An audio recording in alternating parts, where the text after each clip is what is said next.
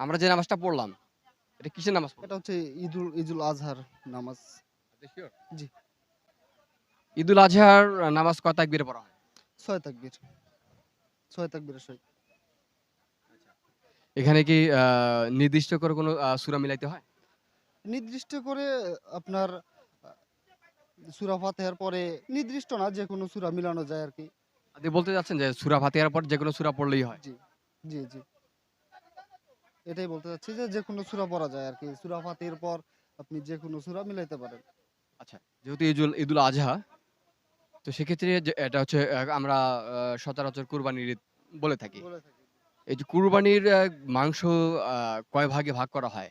সেটার আপনার সাধারণত আ বিভিন্ন জায়গায় বিভিন্ন ধরনের আ ভাবে ভাগ করে থাকে। তবে আমাদের এখানে ৩ ভাগ করা হয়।